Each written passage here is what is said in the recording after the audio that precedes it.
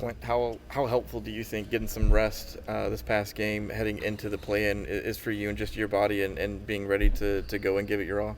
I mean, great. Obviously, I'm feeling great, and I'm ready to go.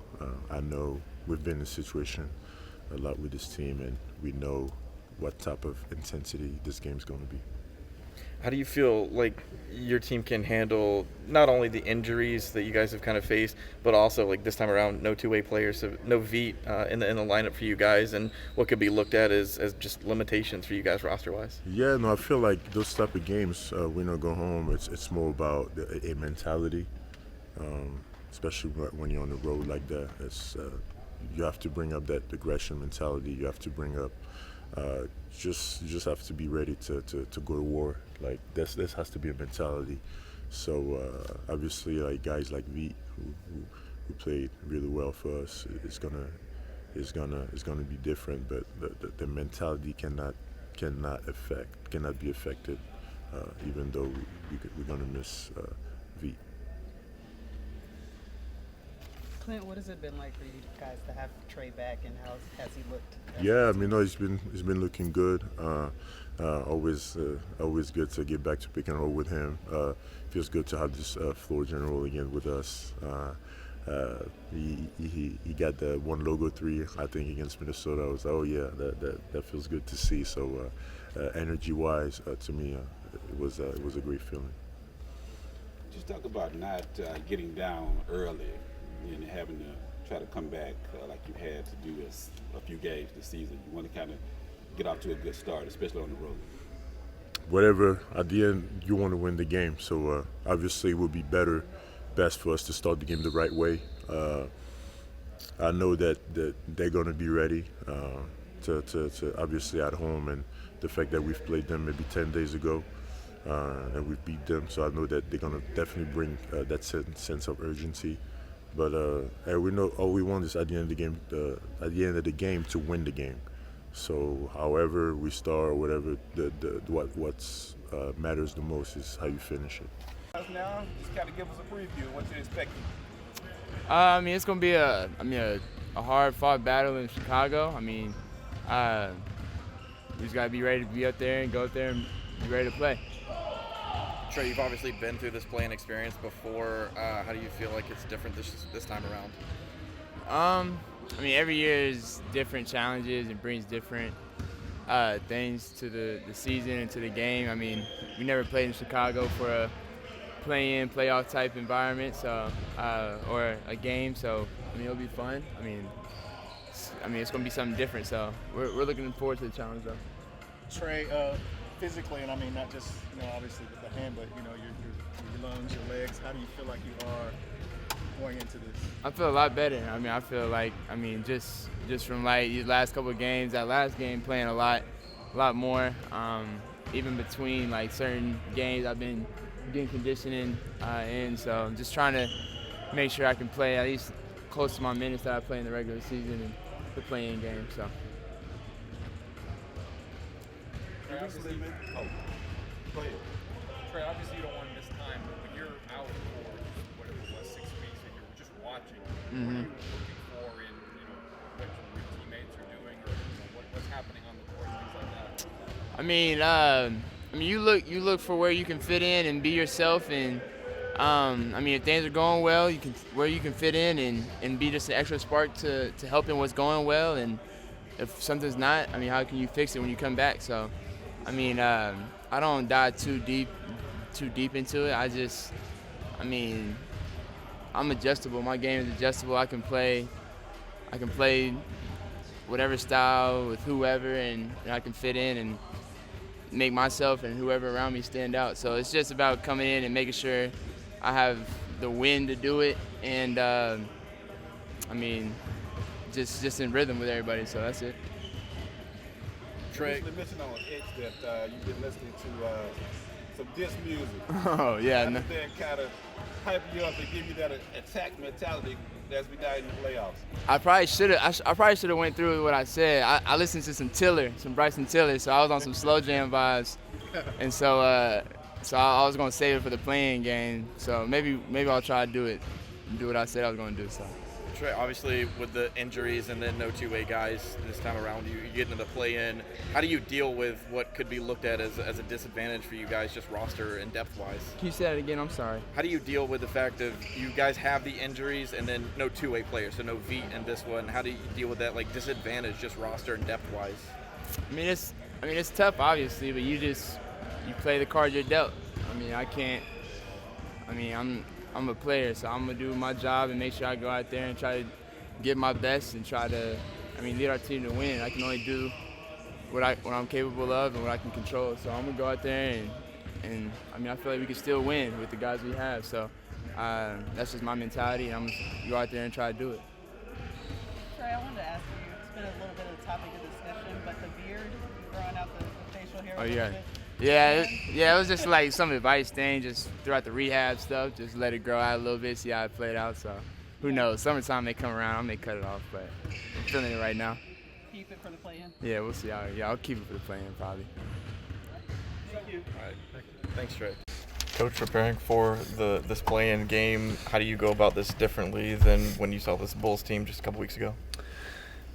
Yeah, I think there's obviously it's a one game, and so your preparation, it's different than a playoff series in that you have multiple games. You need to make whatever adjustments you're going to make on the front end, and then during the course of the game. Matchups are a little different. Personnel is a little different. So there's a number of things that play into it. But the reality is, it's that important of a game, and I think one of the biggest things is just to have a really focused, competitive mindset. And you say that you know your team will, but also within the framework of the discipline that it's required. It's not enough just to go out and play hard. You have to be smart too. Obviously, knowing the injury circumstances that you've had for a while, but throw on top the no two-way players, so no V in this one. How do you deal with what could be looked at as those limitations to your roster? And well, let me say first of all, we really appreciate everything Veet's done, and he's done a great job for us, and obviously everybody recognized that. And those are hard decisions that are complex in nature, and obviously there's a long-term component for all that. As far as not having him, we don't have JJ, we don't have Sadiq, we don't have O, so that's just something, as I've said, really it's no different than throughout the course of the year.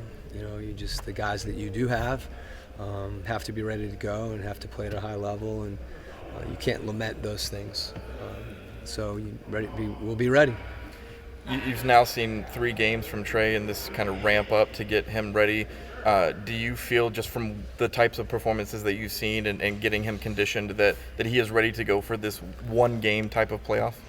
Yeah, I think the biggest thing, as you said, was his conditioning, and when you haven't played in a while, getting comfortable again, little things but you fall back into what you know, and as far as some of the adjustments that individual players make or the team makes, I think those things kind of fall off, and I know he's ready to go and excited to play. What have you seen from Mo Gay and for a rookie season that has been sort of chopped by injuries and things? How do you get him up to speed, given that he just hasn't had a lot of continuity? Well, I think there's definitely a reality to that with some of the injuries. The time that he spent some time practicing in College Park, even though we were just being really smart about him getting back into competitive play in games. Didn't want him to do that before he was really, really ready. So there's a lot of, it's one of the advantages of having the connectivity between the Hawks and the Skyhawks. And then a lot of the principles and things on a base level, fundamentally, there's some things that he's prepared to do, understands the terminology, and then just having a chance to get in there, and last night, obviously, with Clint out, he played even more, and that he looked like you get the first game I played, he looked pretty nervous. That's to be expected, but he plays hard, and he's active, and he's excited to be out there. I think that's the main thing. Whatever happens in the game happens. And just to add on to that a little bit, was Was he sort of called to play out of position a little bit, given that you didn't have Quin? Yeah, I think that's the interesting thing. It's one of the things about Mo. His versatility is really, because of his length and then his skill. I think we see him as a basketball player. He's a multiple position guy. It worked out last night, obviously with Clint out, but then Bruno getting some early fouls, where his minutes went up, and it's good to see him get a chance to play. You never wish that on those circumstances, but to have him be able to get in there and get his feet even more wet was a good thing. Some of your size limitations, and really having Trae as like the leftover guy who's kind of still available for you, that's in your core and your forward spot. How do you message to him, like, avoiding foul trouble, playing a lot of minutes on any do or die game? Like, how do you even sort of approach that going into games? Yeah, I think the minutes are less of a factor in a playoff situation where guys' minutes are extended. It's a shorter period of time, obviously. In this case, it's one game with the potential for another game, and then you have the actual playoff situation becomes different. But the foul trouble is a big thing. He's got to stay out of foul trouble, and that's hard to do sometimes when you're such an important defender because people are attacking you. But he's got to do that, and we've got to help him. We can't just have him on an island saying good luck, Hunt. We got a team of 5 guys out there. Is that exacerbated at all dealing with DeMar DeRozan? Who's kind of their main guy? Is that maybe usual? He never goes to the foul line, right? Sure. I think really any team you play at this point in the year is going to have a matchup and a player that is a tough cover, and he's a unique one in so many ways. He's been a great player in this league for a long time. Just have a ton of respect for him. He puts a lot of pressure on you defensively because he can do a lot of things. And that's what I was saying too. It can't just be one guy. We have to have multiple guys ready to guard him.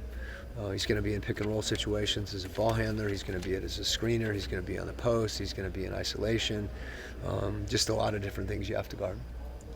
You've gone through this now before, this kind of play-in situation. Yeah. Do you feel that it's been, for a couple of years, good for the league? I mean, obviously the alternative under the old system, this year, the season would be over for you guys. But just overall, how do you kind of feel that this has worked for the league? Yeah, I think, I've felt this, since it came to be, and not just because we're in it, but I think it's unique.